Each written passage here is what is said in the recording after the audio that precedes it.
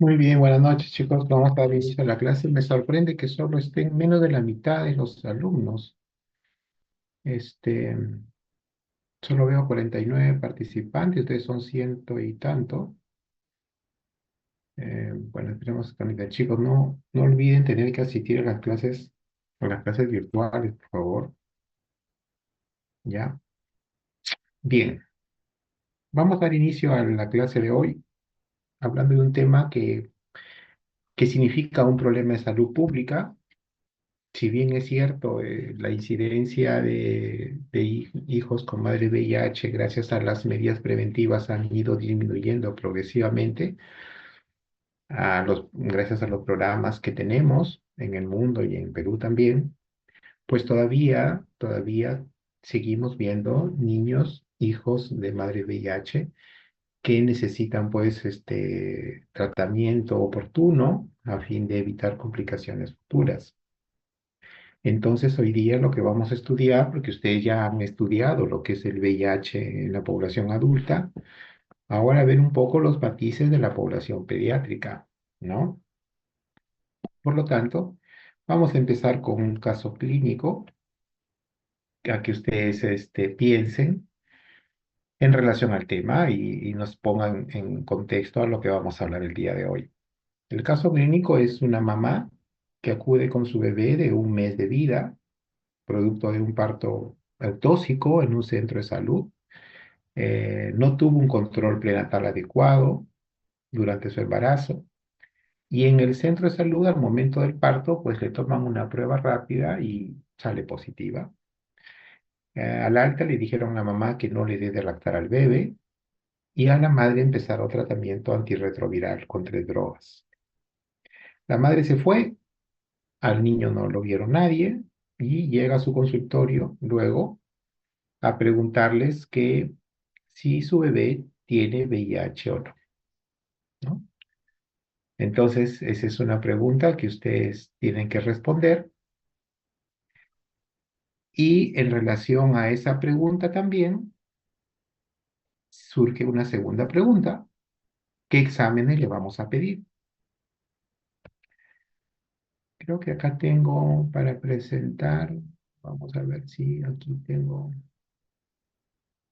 Creo que tengo que ir a lo anterior. Vamos a ver. ¿Dónde están? Para verlos. Voy a dejar de compartir y vamos a poner las votaciones. Ustedes creo que acá tienen las votaciones. Vamos a empezar a votar. Ustedes pueden ver la votación y marquen. Marquen, chicos.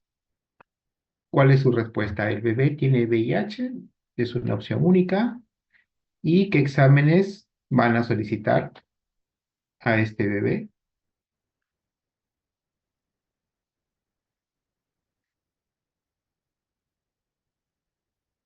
A ver, hasta ahora veo solo 4 respuestas, 5 respuestas.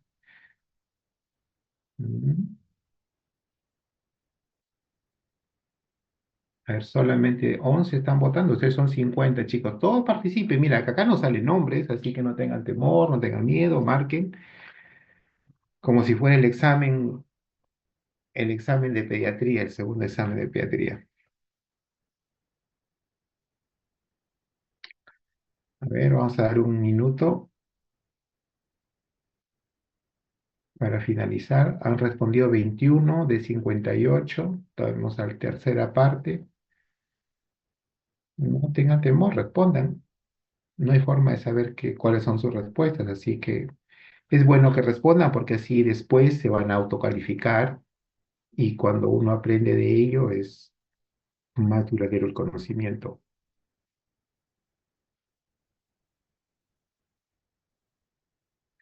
Ahora tenemos ya la mitad, el 50% ha respondido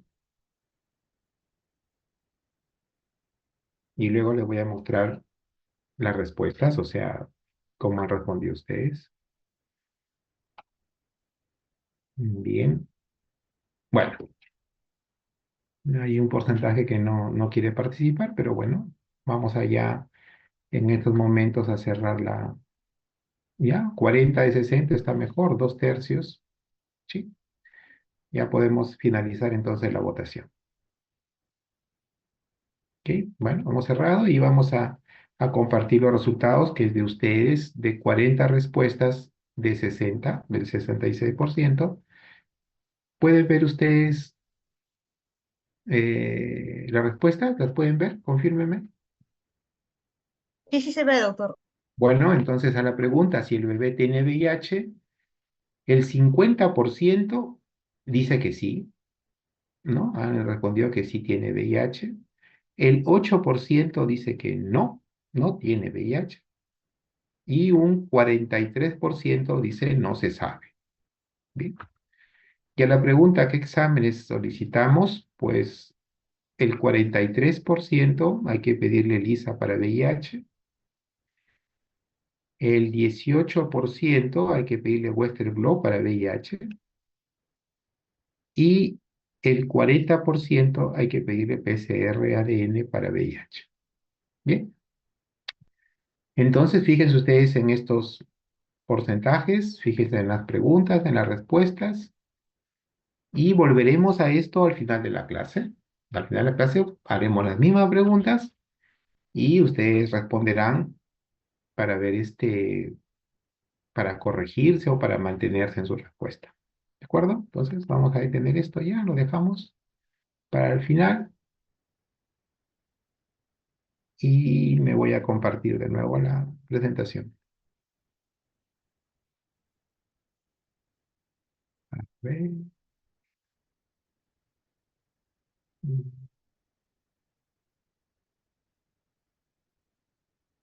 Sí, me dicen si se ve.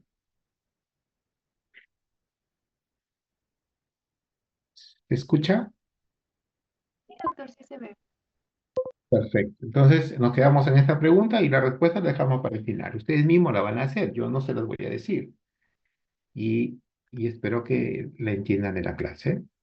Bueno, hablemos un poco de antecedentes del VIH. Fíjense, en los años de 1981, hace más o menos 50, casi 50 años, 40 y tantos, se detectó los primeros casos de neumonía por lo que era el Pneumocystis carini, ahora ya se llama Pneumocystis jirovecii. Y la coincidencia es que eran casos en personas que tenían sexo con hombres, hombres que tenían sexo con hombres, que presentaban síndrome de inmunodeficiencia. Es por ello que en el año siguiente se emplea el término de SIDA, que es un síndrome de inmunodeficiencia adquirida, es decir, un conjunto de síntomas y signos caracterizados por inmunodeficiencia en personas que previamente eran sanas, no tenían un problema de inmunodeficiencia a fondo.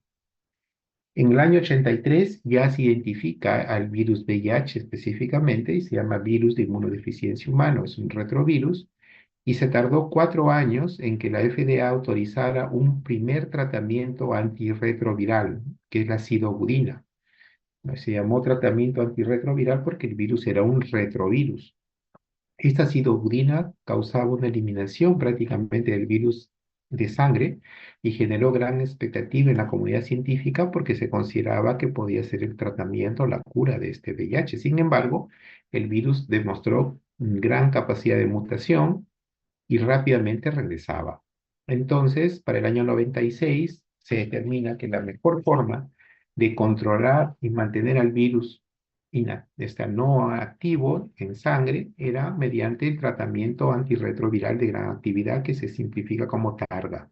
Es decir, debemos dar más de una droga, recomienda 3 drogas para que podamos controlar el VIH.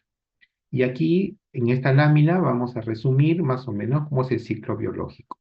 El virus de VIH, representado aquí arriba a la izquierda, no sé si ven el puntero, espero que sí, es un virus que está envuelto en una membrana que se roba del huésped. Hace un primer contacto, una fusión y introduce el material genético, que es una cadena de ARN, dentro del citoplasma de la célula. Pero esta célula no es cualquier célula, es una célula que tiene receptores CD4 en su superficie, y este es el linfocito T. Es una célula de nuestra inmunidad. El virus ingresa a su citoplasma y gracias a esa enzima, a una enzima, la transcriptasa reversa, se genera una transcripción inversa desde una molécula ARN y pasa a una doble cadena de ADN. Y la razón de pasar a una cadena de ADN es porque de esta forma se incorpora dentro del núcleo y dentro del núcleo se integra, gracias a las enzimas integrasas, a nuestro ADN de la célula huésped. Y estando aquí integrado, empieza a dar órdenes de transcripción de las proteínas víricas. El cuerpo empieza a sintetizar estas proteínas, las cuales forman proteínas víricas. Y esto ensamblan nuevos virus. Y esos nuevos virus salen de la célula luego, recubiertos por las membranas celulares externas de la célula CD4. De esa forma se protege más a buscar otras células a quien infestar, ¿no? Y así se cierra el ciclo. Entonces, los científicos han buscado pues formas donde bloquear la acción viral. Y una de las primeras fue aquí, justamente en la transcripción reversa, los inhibidores de la transcriptasa reversa, ¿no? Que fueron los primeros fármacos. Luego han salido otros fármacos como los inhibidores de la proteasa, que son las enzimas que fraccionan estas cadenas a partículas más pequeñas. ¿De acuerdo? También hay inhibidores de fusión y otras que han ido surgiendo. Por lo tanto, en pediatría nos conviene estudiar los mecanismos de transmisión.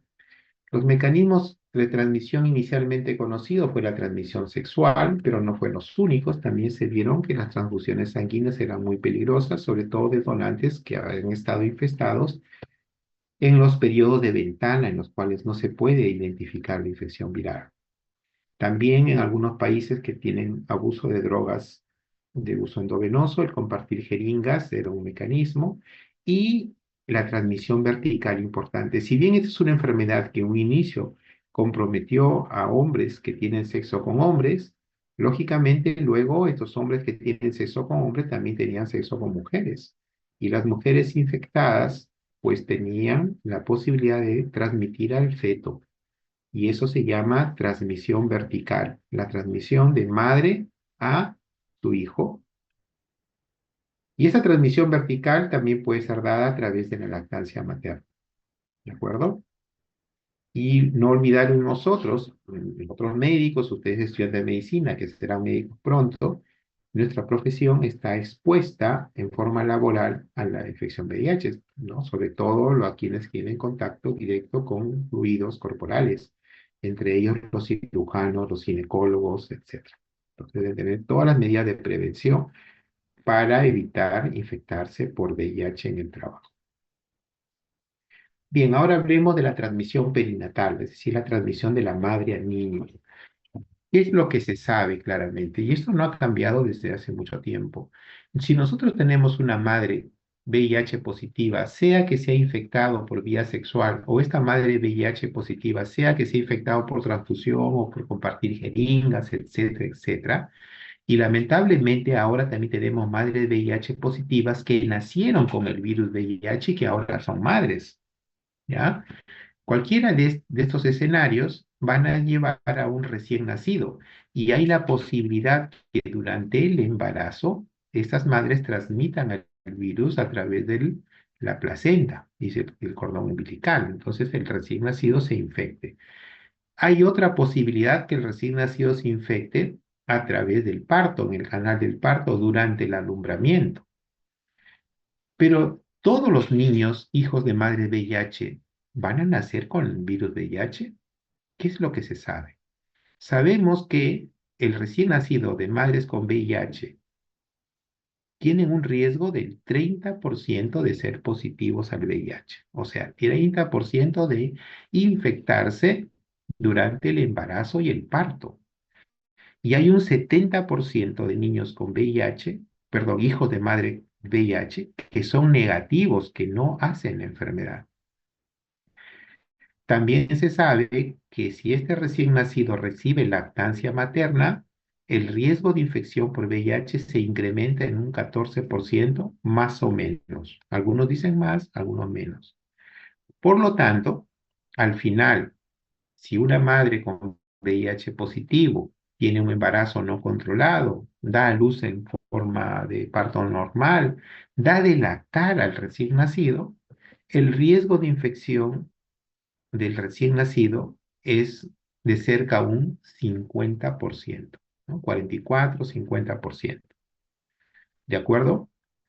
Entonces, considerar que el recién nacido se puede infectar transplacentariamente durante el embarazo, a través del canal del parto durante el nacimiento y durante la lactancia materna luego del nacimiento, y su riesgo puede llegar a ser hasta en un 50%. El saber de que no todos los niños con VIH se enferman de VIH eh, durante la lactancia materna, motivó a que la Organización Mundial de la Salud dijera en algún momento que para prevenir la transmisión de VIH no le deben dar lactancia materna. Y eso se instauró en todos los países. Sin embargo, países como África, por ejemplo, en los cuales las condiciones sanitarias y las condiciones económicas no pueden permitir llevar una lactancia artificial adecuada, es decir, que haya agua hervida, que tengan agua para lavar adecuadamente, ¿no? De eliminación de excretas, etcétera.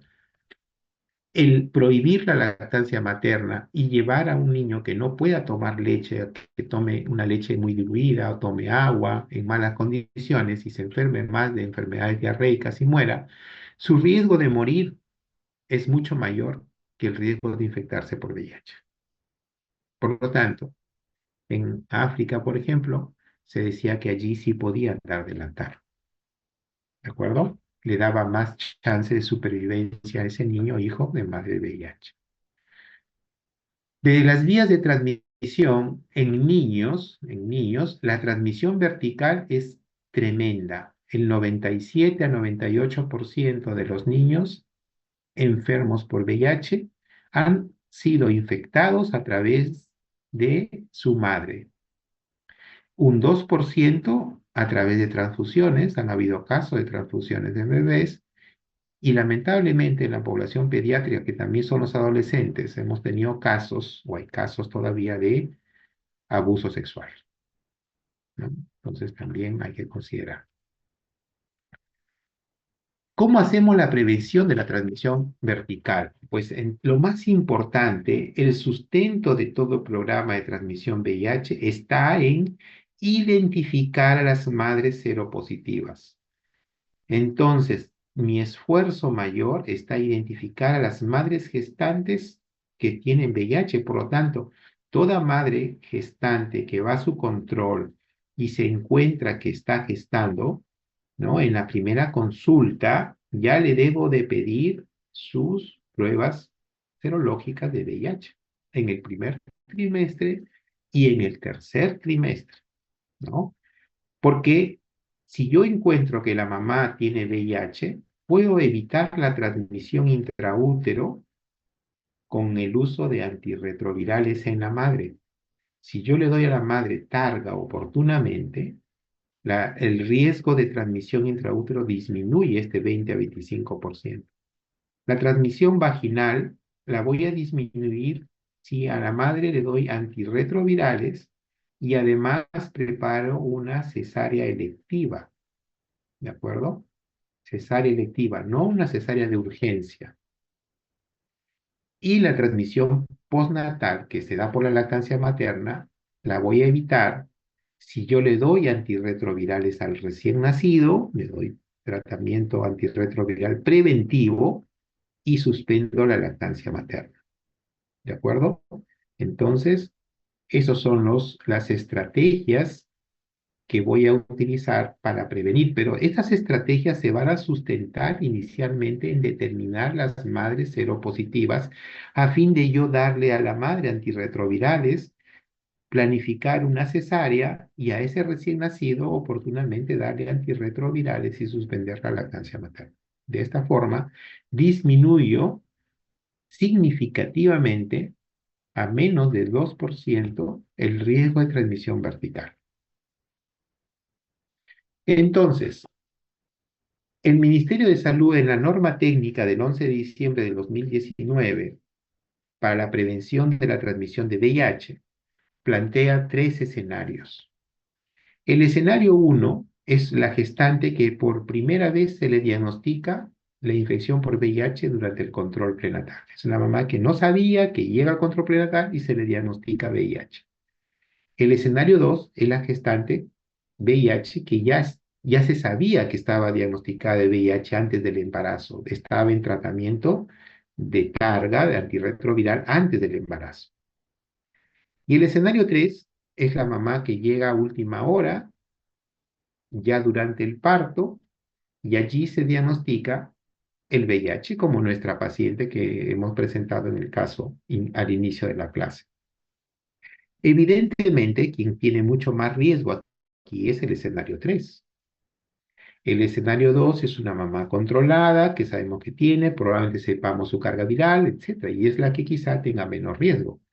Y el escenario 1 va a depender en qué momento diagnostico a la mamá. Si lo diagnostico oportunamente en el primer trimestre, probablemente el riesgo sea bajo, igual que el escenario 2. Es por eso que las estrategias que se toman van a depender de cada escenario. Y el escenario 1 y 2 son las mismas estrategias. ¿De acuerdo? Es la misma estrategia prácticamente. ¿Y qué hacemos en el escenario 1? Esta madre debe recibir antirretrovirales a partir de las 12 semanas.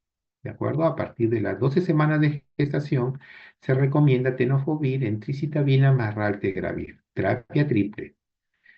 Y en el momento de la cesárea programada se le debe dar silobudina endovenoso 2 horas antes de la cesárea y se le pasa endovenoso hasta que se ligue el cordón umbilical. Al recién nacido se le debe dar silobudina 4 miligramos por kilo por dosis cada 12 horas por un tiempo de 4 a 6 semanas. Se le dará 4 semanas si la mamá recibió silobudina. Si no la recibió, será 6 semanas y se suspende la lactancia materna. ¿De acuerdo? Esa es la estrategia en el escenario 1, que como les dije, es igual en el niño que el escenario 1. Y en la mamá, de continúe el tratamiento recibido, incluso con efavirenz y la carga viral 400. En realidad, a mí me interesa más el niño, el recién nacido. Entonces, considero que en el recién nacido voy a seguir igual que en el escenario 1. Y en el escenario 3, que les decía que esta es la mamá de mayor riesgo porque se diagnostica en el momento del parto, entonces, aquí la madre debe recibir antirretroviral menos de 4 semanas. O sea, si la madre ha recibido menos de 4 semanas, se considera lo mismo riesgo, ¿de acuerdo? Pero si ha recibido tal y silobudina endovenoso, se considera igual que el escenario 1. Y recordemos que si ya la dilatación es mayor de 4 centímetros o hay membranas rotas, el parto vaginal se tiene que dar. Y en el niño se da silobudina 4 miligramos por kilo por dosis, igual cada 12 horas, y se agrega lamivudina en este escenario. 2 miligramos por kilo por dosis cada 12 horas y se va a dar por 6 semanas. También se agrega nevirapina, 12 miligramos por kilo, vía oral, pero solo recibe 3 dosis. O sea, el nacimiento el primer día, al tercer día y al séptimo día. Igual se debe suspender la lactancia materna. ¿Alguna pregunta, duda, chicos, hasta ahora? ¿Alguna duda? Bueno, si no, continuamos. Aquí vamos a hablar del diagnóstico del niño con VIH. Y esto es un tema importante que deben tener en cuenta porque no es lo mismo que en el diagnóstico de VIH en el adulto. A ver, tenemos aquí al inicio un hijo que llamamos niño expuesto al VIH. Es el niño hijo de mamá con VIH. Es el niño expuesto. ¿Qué hacemos? En el primer mes debemos hacerle una prueba de PCR. Evidentemente, ojo, este niño que ya nació expuesto al VIH está en tratamiento preventivo con silobudina o silobudina lamivudina dependiendo del escenario.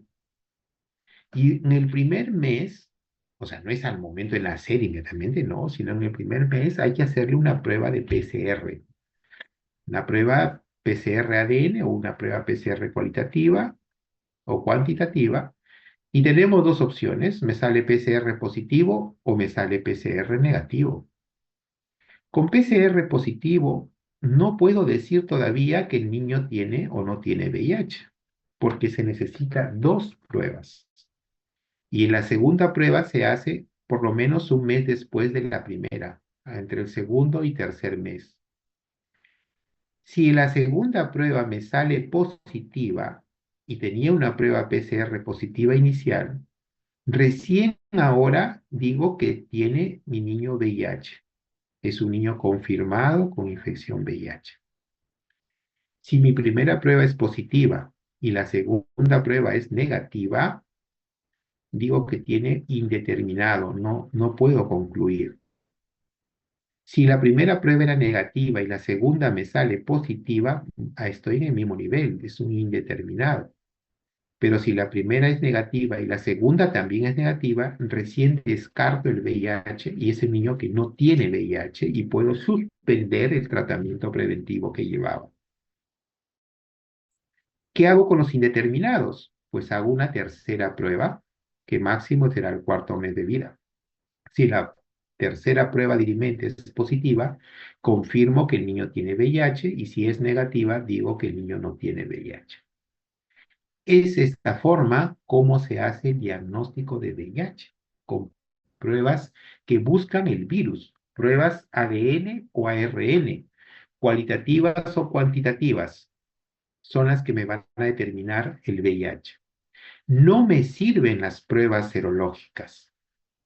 Las pruebas de Lisa y las pruebas de Western blot lo que buscan son anticuerpos contra el VIH y me sirven mucho en el adulto. Y recordarán en el adulto dos pruebas positivas, ¿no? Prueba de Lisa positiva.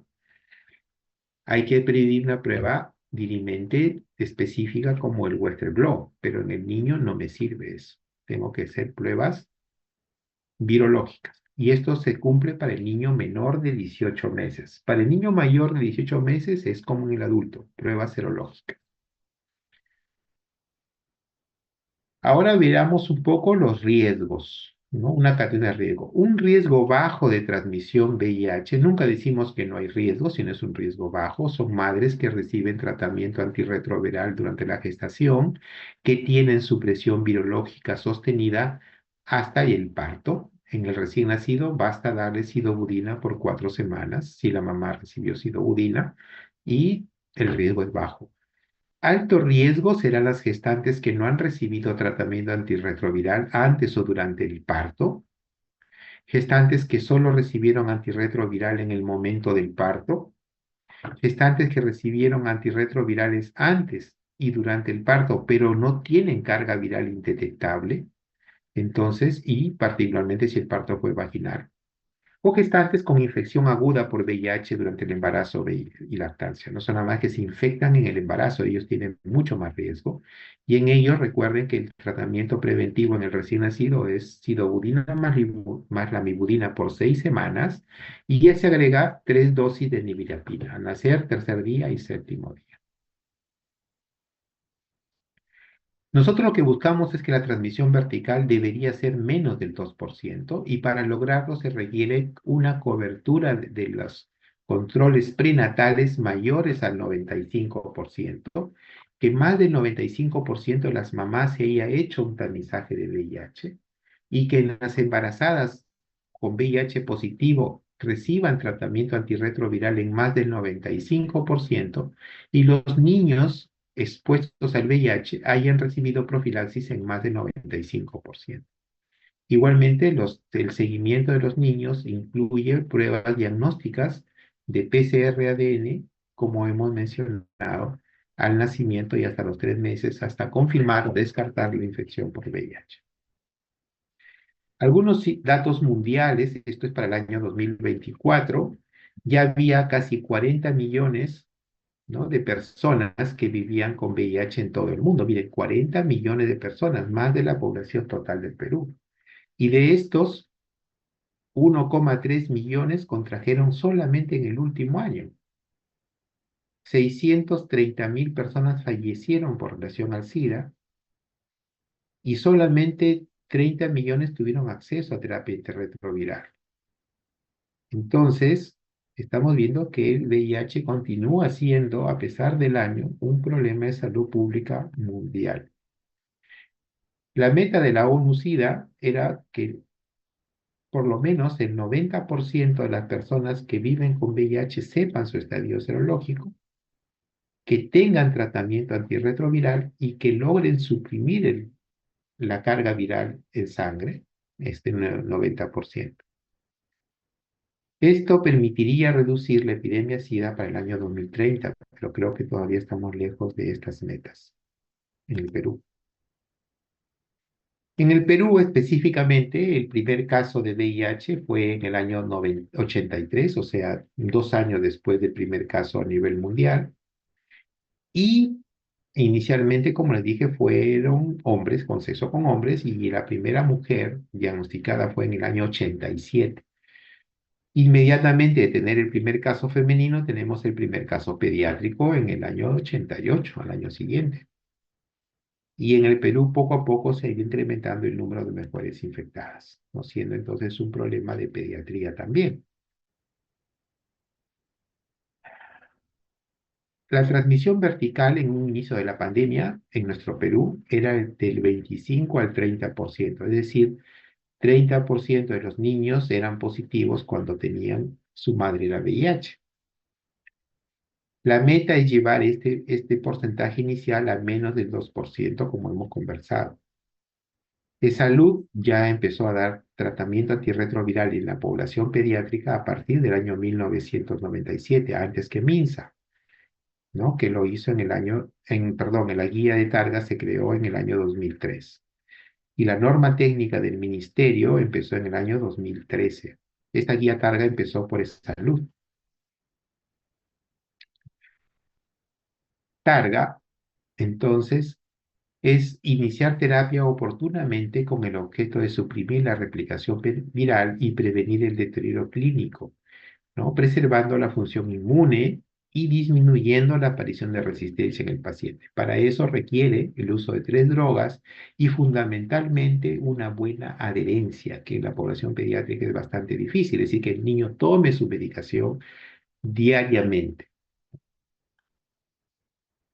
El VIH en niño tiene características particulares en relación al adulto. En principio, que en el niño es una infección perinatal, es decir, mayormente se da en el embarazo, cuando es feto, cuando su sistema inmune está muy disminuido. Es un niño que ya recibe exposición a los antirretrovirales de la madre. Por otro lado, los linfocitos CD4 no son iguales en la población pediátrica que en la población adulta. La farmacocinética de los fármacos no se ha estudiado muy bien en la población pediátrica.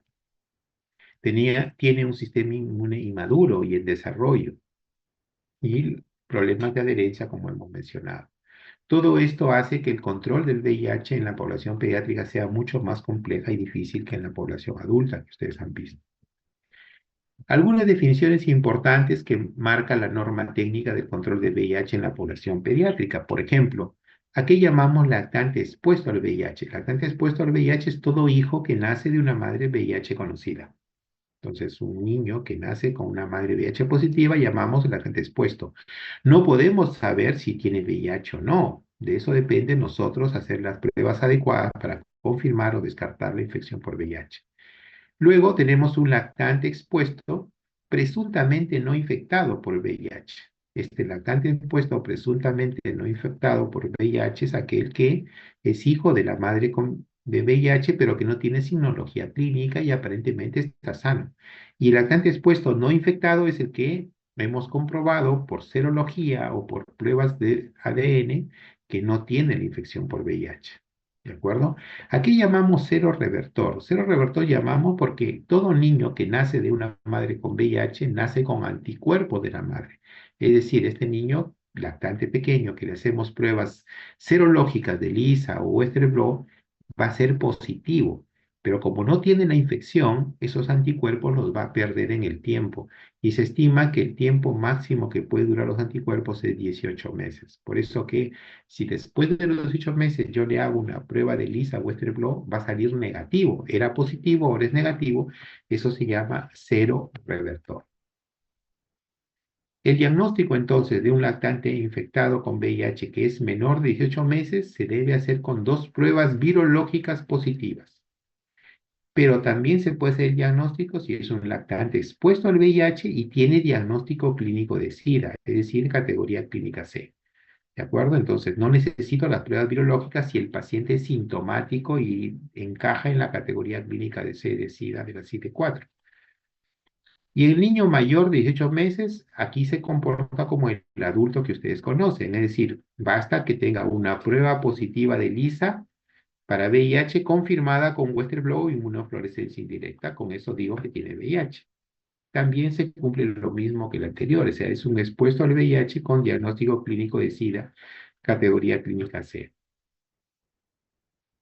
Entonces, los objetivos de la prevención en el paciente pediátrico es prevenir la transmisión del VIH luego del nacimiento o durante el nacimiento, mantener una supresión viral, una carga viral indetectable y el estado inmunológico CD4 normal, evitar infecciones oportunistas, disminuir hospitalizaciones, preservar el crecimiento y desarrollo y mejorar la calidad de vida. Esos son los objetivos del tratamiento antirretroviral en el paciente pediátrico. Acá les muestro cómo hacer el esquema Targa en los niños recomendados. Obviamente esos esquemas van cambiando según también la resistencia que puede detectarse en cada paciente.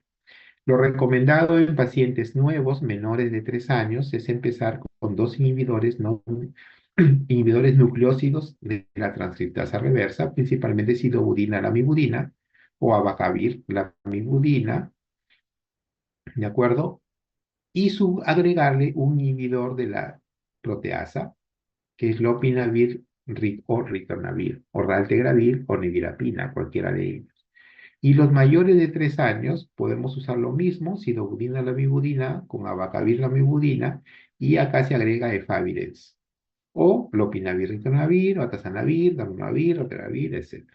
¿No? Entonces son los esquemas en pacientes pediátricos. El seguimiento de los niños, de todo niño que empieza Targa, debe ser evaluado clínicamente en forma mensual por el pediatra o infectólogo pediatra. Debe tener prueba de CD4 y carga viral cada 3 meses y siempre valorar la adherencia, que es un problema bastante grande. Entonces, en resumen, la profilaxis que se da en el paciente pediátrico es primero prevenir la infección mediante una profilaxis al nacer, según el escenario que hemos estudiado. Y si el niño ya tiene infección por VIH o hay sospecha o no sabemos su estado inmunológico, debemos hacer prevención de infecciones oportunistas. Por ejemplo, la de Pneumocystis jirovecii que hablábamos, ¿no? Debe recibir cotrimoxazol, por ejemplo. Debe tener una nutrición adecuada y debe recibir su esquema de inmunización adecuada. Con cuidado en aquellas vacunas vivas, atenuadas, en las cuales deben ponerse solo si consideramos que es estrictamente necesario en nuestra inmunodepresión. Ahora un recuerdo de lo que ustedes saben y han estudiado las categorías clínicas de la CD4 que fueron publicadas en el año 94. Las categorías clínicas se habla de categoría N cuando no hay síntomas, categoría A síntomas leves, categoría B síntomas moderados, principalmente hematológicos, anemia, neutropenia, candidiasis orofaringia, diarreas crónicas o un episodio de enfermedad grave como neumonía, meningitis o herpes zóster. Y la categoría C, acá incluye síntomas severos como tener 2 o más infecciones bacterianas severas como neumonía por Pneumocystis jirovecii, candidiasis esofágica no oral, algunas micosis, tuberculosis extrapulmonar o simulada, infecciones por citomegalovirus, síndrome consultivo, encefalopatía. Entonces, cuando hay síntomas severos, categoría C, también me sirve de diagnóstico. Recuerden que en las categorías, pues ellos, una vez que alcanza una categoría, no puedes disminuirla. Y la categoría inmunológica, que se clasifica según el conteo de CD4 que tenga del paciente, según el conteo total del linfocitos CD4. Entonces, les decía que en la población pediátrica los linfocitos CD4 no son iguales. Los mayores de 6 a 12 años es igual que en el adulto, o sea, los CD4 mayores de 500 es normal. Si tiene entre 200 y 499 es supresión moderada y menos de 200 es supresión severa. Y esas cantidades cambian según la edad. Vean que si tiene de 1 a 5 años, será sin supresión si tiene más de 1000. Entre 500 y 999 moderada, y si tiene menos de 500 ya hablamos de supresión severa. Y el paciente menor de 1 año, sin supresión, será el que tenga más de 1500. Moderada será entre 750 y 1499 y severa con menores de 750. Y por lo tanto, puedo tener clasificaciones inmunológicas sin supresión, con supresión o supresión severa y clasificación clínica NABC y hacer una combinación de las mismas. Evidentemente, un N1 será pues un paciente con sin clínica y sin supresión. Un C3 será un paciente con clínica severa y con supresión severa. Bien, chicos, he concluido la parte teórica y ahora vamos a regresar primero antes a las preguntas y luego regresamos a la pregunta que teníamos. Voy a dejar de compartir y espero sus preguntas. O mientras piensan las preguntas, voy a darles de nuevo las votaciones. Vamos a Doctor, una hacer. consulta. Y dime. En un momento de la clase mencionó que si es un lactante infectado menor de 18 meses, tiene dos pruebas positivas y ha sido expuesto. Ese lactante, no entendí bien, ¿hace sintomatología al mismo tiempo de VIH? No, la sintomatología no es exactamente paralela a las pruebas clínicas. Yo puedo tener un lactante que nació de hijo de madre con VIH y está asintomático. Nació con buen peso, buena talla, está creciendo bien. En ese paciente que está creciendo bien, yo le estoy haciendo al primer mes su primera prueba de VIH, la prueba PCR, y me salió positivo. ¿Digo que tiene VIH? No, no tiene, no puedo decirlo. Tengo que hacer una segunda prueba. El hacerle una segunda prueba me salió positiva. Entonces digo que esa paciente tiene VIH, aunque no tiene síntomas ni signos. ¿De acuerdo? En algún momento puede aparecer los síntomas y signos. Ahora, si es un paciente que tiene síntomas y signos, que están dentro de la categoría C, ya no necesito las pruebas virológicas. Con eso puedo decir que tiene infección VIH.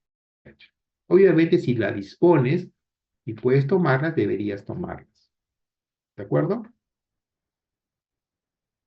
Gracias, doctor. Bien, mientras piensan alguna pregunta, vamos a hacer la votación de nuevo. Acá se las paso. Ya, por favor. Es la misma pregunta, el mismo caso clínico, y les preguntamos si el bebé tiene VIH y qué exámenes solicitaríamos en ese momento.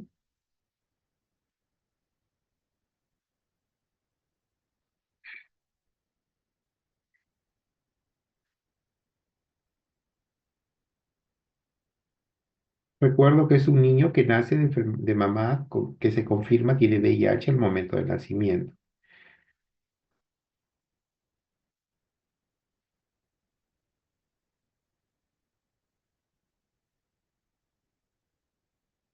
A ver, tengo 73 participantes ahora.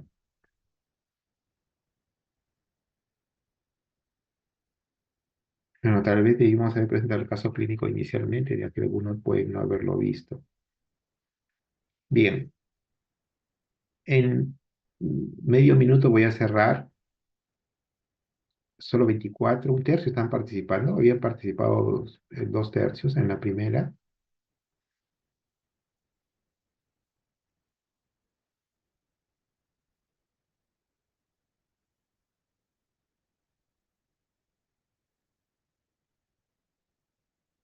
Bien, vamos a cerrar la votación.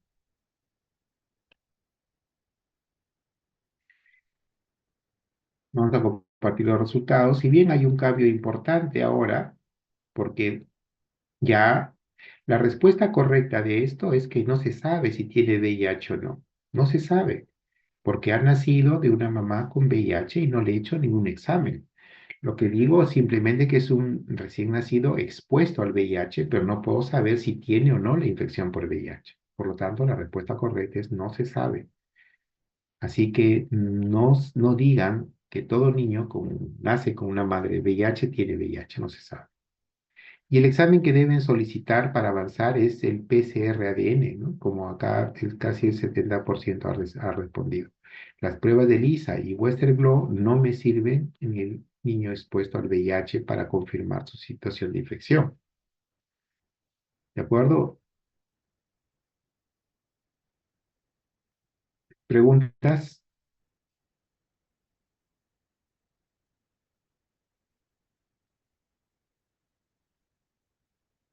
¿Alguna duda, pregunta? Bien. Bueno, recuerdo que en 20 minutos, vamos a darnos 20 minutos para que puedan descansar de las dos clases. El grupo, las series 1, 2, 3, 4 que tenemos el taller, está el link, está en el aula virtual y ya tienen que haber concluido de enviar sus casos resueltos al correo, como en la primer taller. Y en 20 minutos nos conectamos para hacer el desarrollo del taller. ¿De acuerdo? Muy bien. Gracias, chicos. Hasta la próxima. Doctor. Gracias, Gracias, doctor. doctor. Gracias, doctor. Gracias.